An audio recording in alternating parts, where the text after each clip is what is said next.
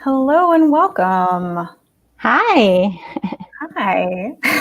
We'll give people a couple more minutes to come in, but in the meantime, just want to welcome everybody. My name is Liz Radzicki, and I am with Participate. And Andrea, do you want to introduce yourself? Sure. So I am Andrea Powell, and I am the Director of Survivor and Youth Engagement at Unitas. And I am dialing in, so to speak, from my daughter's bedroom, which is kind of appropriate for the content. So today's time together is the first in sort of a multi-part series that we're going to be live streaming every couple weeks. Just about how parents, caretakers, educators, community members can keep kids safe from human trafficking and exploitation, and how we can start conversations with the kids who are in our lives, how we can be observant and notice signs, spot it, report it, stop it. And so that's what this is all about. We are so happy to be partnering with Unitas, who is just the expert in this field of educating and preventing human trafficking and supporting survivors. And so just today, Unitas has released a parent and caretaker guide for keeping kids safe from human trafficking and exploitation. And we'll post the link to that in the chat. So if you're interested in accessing that full, complete guide, you can have that. And so we are really excited to be kind of debuting that today. I'm going to hand it over to Andrea because we're keeping these pretty short and to the point on purpose. But I do want to say before I hand it over, please share questions in the chat. So we're kind of streaming all on multi-platforms here, but please share your questions. Please share your insights. It's going to really help us guide this conversation because that's what we want this to be, as a conversation. So I'm going to hand it over to you, Andrea. Excellent. So this is the first in our mini series, if you will, walking parents and caretakers of young people who are aged 12 and up to help you understand the issue of human trafficking as it could potentially impact you, your family, your young people that you care about, and in your community at large. I want to start with a very simple observation, in that if you are a parent and you are with us today in this conversation, you're kind of an elite parent. You're already like ahead of the game just because you showed up. So I just want to acknowledge that and give you a shout out, if you will, that you're here. If you're an educator, same thing. But I've been in the field working with survivors of human trafficking as my clients and now as my colleagues for about 15 years. And the issue of human trafficking obviously has always been here and derives into the roots of slavery and what we call now modern day slavery. But the issue is ever evolving. There's new ways that traffickers exploit victims. There's new types of exploitation as we see technology shift, as we see culture shift. And so to make sure that we understand that, this guide and what you'll be accessing will be regularly updated. There will be additional resources and announcements. So as you become a part of our community of parents and caretakers who are advancing conversations with your young people and really being involved in the issue of trafficking, do know that as you visit our community, we'll be updating content as things shift and change. And so I also will be very responsive to your questions over the long haul and not just during these short series. So that's my tiny kind of blurb there, but I'm going to dive into the issue and get really, down to the basics. So at the core, what is human trafficking? Human trafficking can be broken down into two components. One is vulnerability and the other is exploitation. So you have someone who is vulnerable for a variety of circumstances, and we're going to walk through that in a bit. And you have another person or group of people willing to exploit that person or those people based on those perceived or actual vulnerabilities. Human trafficking as a concept was defined more concretely in a piece of legislation passed in the year 2000 called the Trafficking Victims Protection Act, which is regularly adapted and updated. But you can really think about it in two buckets. There's sex trafficking which is pretty much what it sounds like. It is commercial sex that is being forced, frauded, or coerced out of someone for the purpose of profit. With sex trafficking, adults have to prove that someone forced, frauded, or tricked them, coerced them into that commercial sex in order for them to be considered a victim of human trafficking. If you're a minor, if you're a child, which is who we're talking about today, you do not need to prove that someone forced, frauded, or coerced you into a situation of trafficking for you to be considered legally a victim of human trafficking. Now, that doesn't always mean that there isn't an arrest, and we're going to talk a little bit about state-to-state issues when it comes to supporting young people who've been exploited through commercial sex. But for now, we're going to kind of leave that there and shift over to the other side of human trafficking, which is labor trafficking. And labor trafficking is any type of labor or service that is also induced through force, fraud, or coercion.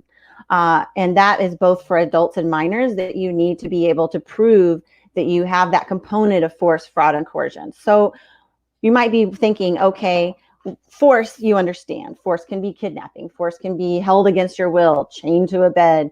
But what we see a lot more of, and the reason it's important to understand that there is not only force, but there's fraud and coercion, is there are multiple ways in which a trafficker will control their victim. And so what, in addition to force, we also have fraud. So fraud can be a false promise of love, a false promise of a better life, a better job. Coercion can also be a threat against that individual, a threat against their reputation, a threat against their family members. So it's a perception that they will be harmed, and oftentimes they would be harmed if they don't comply. So that's sort of an overview of that definition of trafficking. Every state has their own model legislation to mirror the Trafficking Victims Protection Act.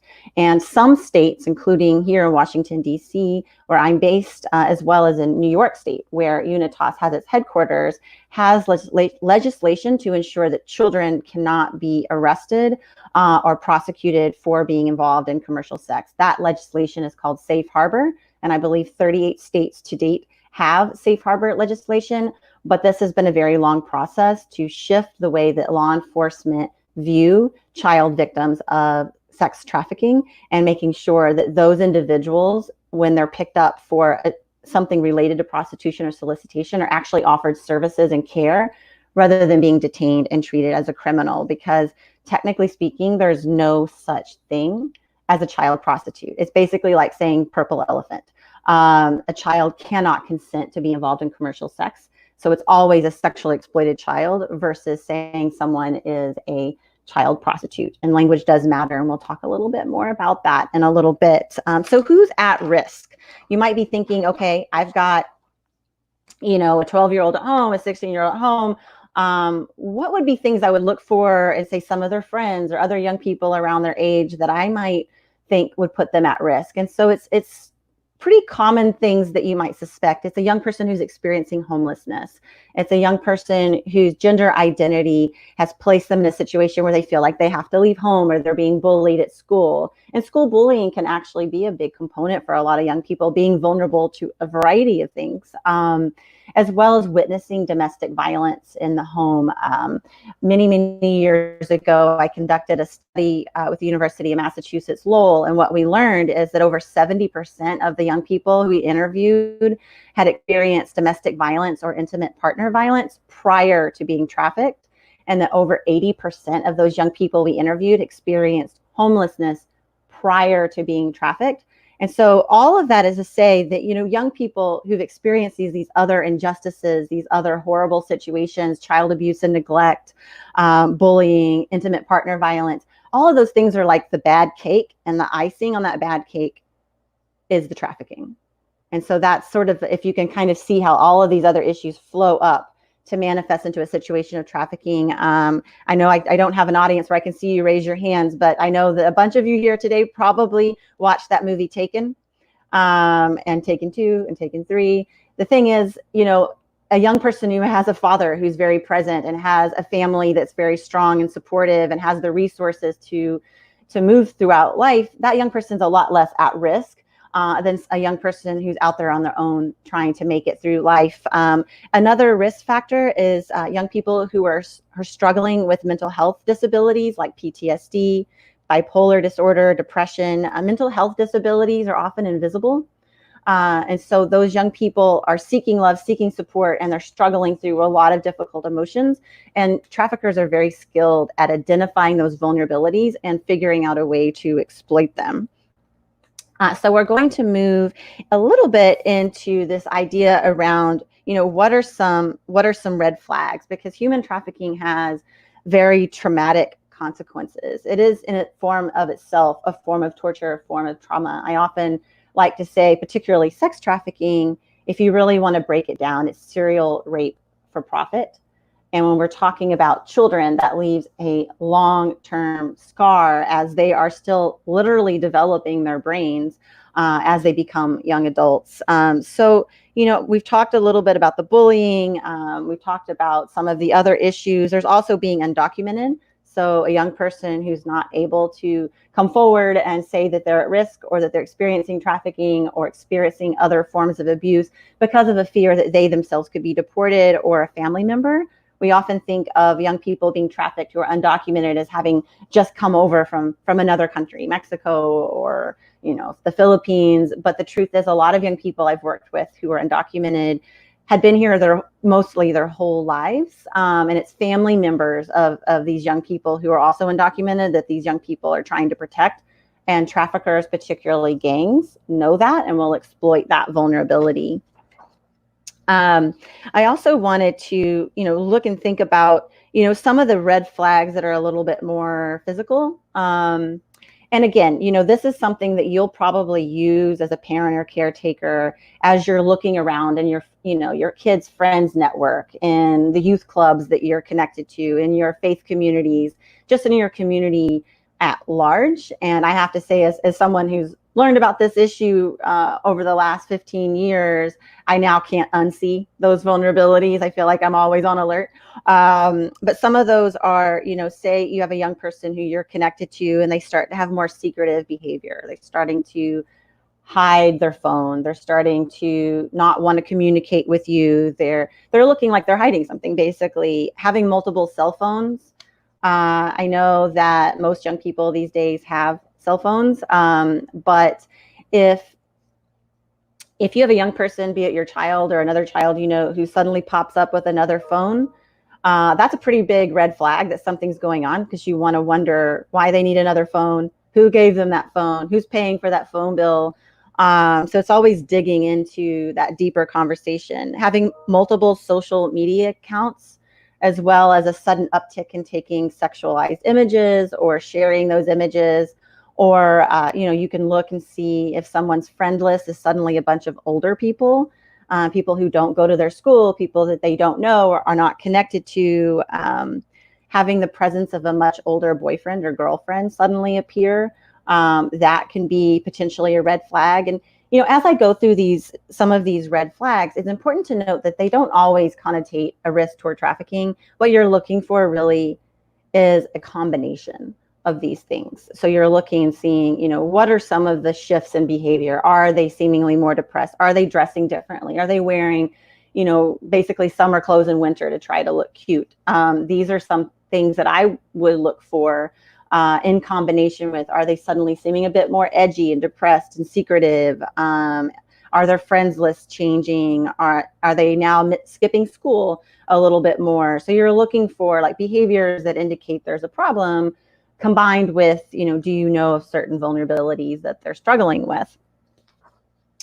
So those are some of the things that I wanted to go through that are risk factors and things to look for as you access the materials. After this conversation, I have a much fuller list that you can walk through and keep in the back of your mind. So I talked a little bit about language earlier on in this conversation, and language really matters. So it's not just around understanding that there's no such thing as a child prostitute. And we need to kind of reframe that language to talk about the sexually exploited child. I once had a journalist tell me, They wanted to use the term child prostitute because everyone would understand it. And I responded that it was his job to make sure everybody understood that that language was wrong. And so, we as a community can do that as well. When you hear, other parents or other people in the community using terms like child prostitute, or referring to a child as promiscuous, it's important to point out that that language actually is blaming and stigmatizing. And one thing that has always stood in my mind is that trafficking survivors, particularly children, have told me over the years that their trafficker would tell them, no one's going to believe you. Everyone's going to call you a prostitute. Everyone's going to think you're a criminal. You're going to be, ostracized in your community. So when we don't use the appropriate language and we use terms like child prostitute, we're actually proving the trafficker right. And we don't want to be doing that. And so there are some other terminology. And I think rather than walking through these terms, I want to point out that this terminology, like using words like daddy or trick, some of this might be familiar to you from popular culture, but a lot of this language was designed by traffickers, particularly when we're talking about sex trafficking. They designed this language to diminish their victims, to control their victims, to create a dynamic where we're referring to that young victim as a commodity, as a thing. And then, using terms like the game and the life to refer to a sex trafficking situation is to minimize the violence and to minimize, what is actually happening, which again is serial rape for profit. So as you look through those terms, I wanted to be clear that we at Unitas don't condone these terms, but if you hear these terms from your young person, we're going to be working with you to have conversations to help elevate the understanding of what the world of trafficking really is, and making sure that they understand some of those red flags themselves, because oftentimes it's young people, peers, who see other young people more so than we do. And if they understand those terms, combined with understanding other things that you'll be working with me to better talk to your kids about, it's going to help a lot. So some other things to keep in mind is that trafficking is more and more an online business. And people ask why? Well, traffickers are like anyone else. They want to maximize profit and minimize risk. So they are recruiting victims both for labor trafficking and sex trafficking online with fraudulent job offers, with making a romantic connection, pretending to be a boyfriend, a girlfriend, or a club. So they're using technology and the internet, mainly through social media, to exploit and to lure victims in, both young people and adults. They're also using the internet to advertise their service. And probably many of you have heard of websites like Backpage.com, Craigslist. There are many other websites, as well as using Twitter, Instagram, and other accounts to market and sell their victims. And I'm not just referring to sex trafficking, although it's predominantly sex trafficking, but you can also have traffickers who are exploiting young people through a nanny service, through a cleaning service, and they're using the online world to do that as well. So I think it's really important to understand that the issue of trafficking as it evolves is more and more a conversation that we're having online, but it still can happen in apartment buildings, in hotels, at a bus stop. Many young people who are vulnerable are also recruited by traffickers who hang out in and around the schools. And so it's important for teachers to understand, what those warning signs look like. As we're kind of walking toward the end of this conversation, I know I'm moving at a relatively fast pace. I wanted to talk a little bit about resources, because as we go forward with the series, I'll be walking you through preparing yourself to talk to a young person about the issue of trafficking, as well as some tips on how to communicate with a young person. But before we do that, I wanted you to understand that when we talk about resources on how to learn more about the issue of trafficking, how to get help if you think someone's at risk, first, it's important to understand that there are national resources and there are local resources. So if you suspect or are concerned that there might be a trafficking situation in your community or in your family, it's important to call the National Human Trafficking Hotline. And this is also in our documents, but it's 1-888-3737 888, and that's the National Human Trafficking Hotline. You can also text Be Free to the number 233-733. And what's really great about the hotline is it's not just a conversation or making a report, but you can actually walk through with a hotline responder to see if the situation you're looking at might be trafficking, and they can point you to local resources, be it local law enforcement, be it a local service provider. So they receive thousands and thousands of calls all throughout the year and are very skilled at understanding, what resources are available and then how they can best support you. In addition to that, I highly recommend going onto your community or your town's website and understanding which law enforcement agency you should be contacting on a local level. So that might be Child Protective Services to make a child abuse report. It might be your local vice unit, but you can find that usually your city's website will have a section on law enforcement and they will give you the relevant phone numbers. So I would plug that into your phone and into your child's phone, as well as the number for Child Protective Services. And then finally, there are some additional resources that I put out into our guide, and we'll be continuing to vet. I take putting resources into guide very seriously. There's the National Center for Missing and Exploited Children, and you can report witnessing abuse or suspected abuse to them. There's also a website that I personally really love called Love is Respect. And that's a resource for a young person who is worried that their relationship might be becoming abusive or potentially exploitative. I've personally tested all of these resources out and worked with these organizations, and I can say that they're all very youth-friendly and very responsive. But Love is Respect has a chat function as well as a call function and a text function, and all three of those work fabulously. And if you want to learn more about the issue of trafficking, you can also visit our unitas.ngo website, and our resource section has a long and exhaustive list of information, reports, and just a lot more content. So we are now at 12:22. I wanted to pause. I haven't seen any questions, but Liz, if you had any questions or comments that you wanted to plug in, I wanted to make space for that before we closed. Yeah. Thank you. And I do want to remind everybody that this is ongoing. We're going to be going through, I think, September with the series every other week. And so we'll go in depth into a lot of the things that Andrea has talked about. And then that the resource guide is available to you, and that kind of gives it all to you at once. I think one question that kind of popped into my head as I was hearing you talk about all of the other issues that sort of create that cake, that bad cake that you were talking about.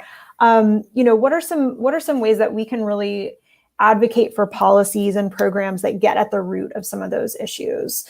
So we're not only paying attention to policies that directly address trafficking, but we're paying attention to policies that address homelessness or policies that address social services, that kind of thing. Can you talk a little bit about that? Yeah, absolutely. And you're spot on, getting at, ultimately preventing human trafficking, which is the mission of Unitas, is the goal. And we want to reach that young person before they are in a trafficking situation. And because we know that young people who are at risk are usually experiencing other forms of abuse and neglect, it's important to advocate and to be knowledgeable about resources for youth who are experiencing homelessness. I've learned that there's, on every night in the United States, an average of 41,000 unaccompanied youth on the streets of America. That is unacceptable. And so we need to advocate for policies to increase funding for youth who are experiencing homelessness so that they have access to shelter, to day programs. I think another one that comes to mind is actually advocating for better after-school programs and better places for young people to be. In one of my previous professional lives, I ran a drop-in center, and I thought, why would kids want to come here when they can hang out, other places? How do we make this friendly and fun? And our drop-in center was fueled by volunteers and people coming in to drop off, food and snacks. And that's because there was very little funding for us to create a truly dynamic drop-in center. And I think many organizations across America struggle with the same thing. So pushing for better after-school programs and homeless youth programs is critical, as well as increasing resources for those who are experiencing and witnessing domestic violence. Because when particularly a mom is in a domestic violence situation and wants to exit, if there's nowhere safe for her to go, she and her child are going to remain in that abusive environment potentially. And that is going to lead to young people wanting to leave home, feeling like they're struggling at school. So advocating for more resources and support for those who are experiencing domestic violence can directly impact a young person's chances of staying out of an exploitative situation. So those are some of the things that come to mind, and I might actually make some announcements later as more pop in my head after our conversation. Yeah, I love how you just talk about the connectivity there, and this is not just an issue that is isolated and in a vacuum. This is connected to all of these other issues that we're struggling with as a nation, as a world.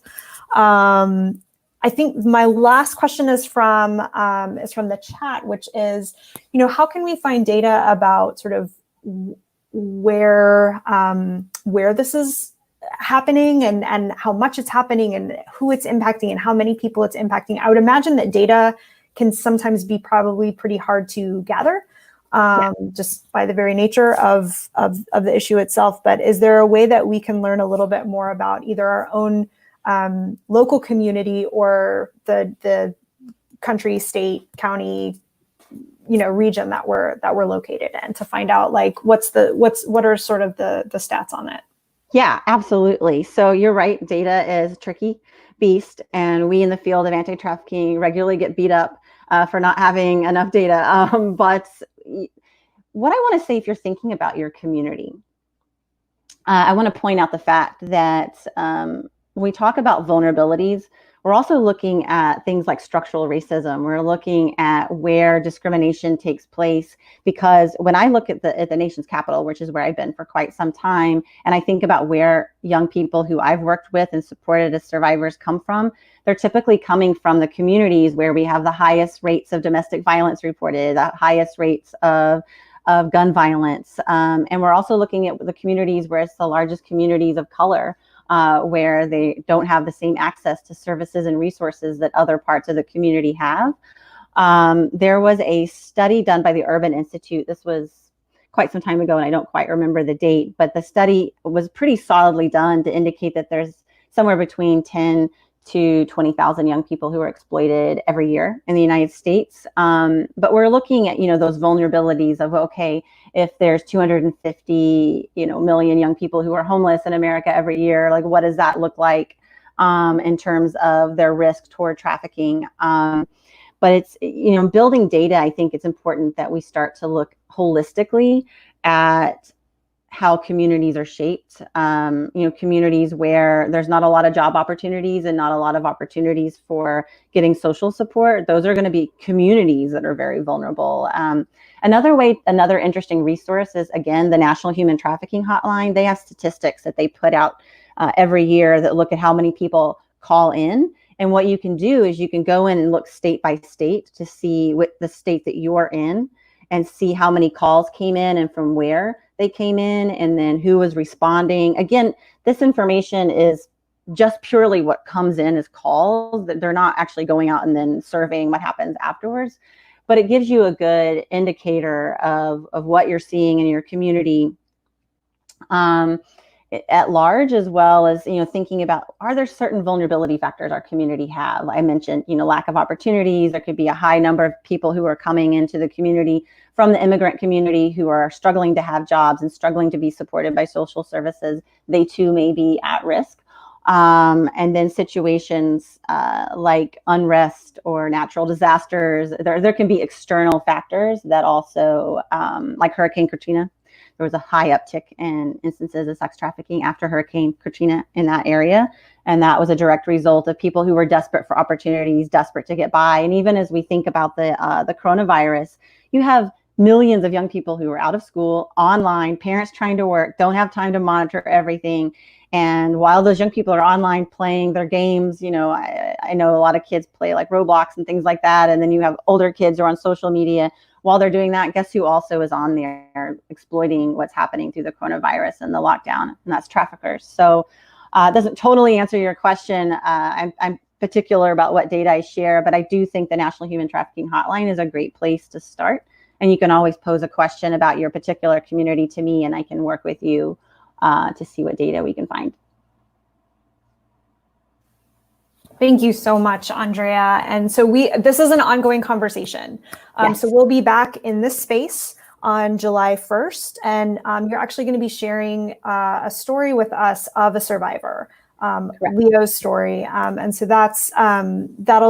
we'll actually dive into an actual someone's experience next time on July 1st.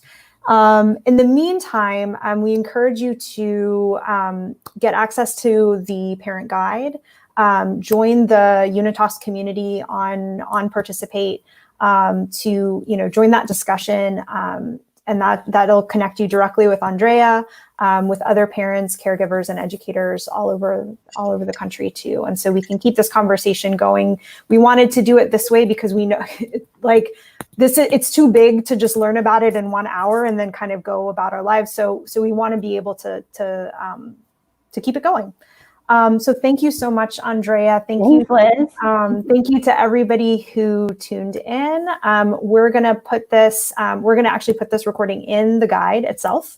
So you'll have the information in the guide, and then you can also share this video around. Anything else, Andrea, before we say so long for now? No, I think everything's great. So I look forward to sharing Leo's story on the 1st and really walking through this graphic novel that is based on the lived experiences of survivors. So I will see you all next time. Great. Thank you guys so much. Bye.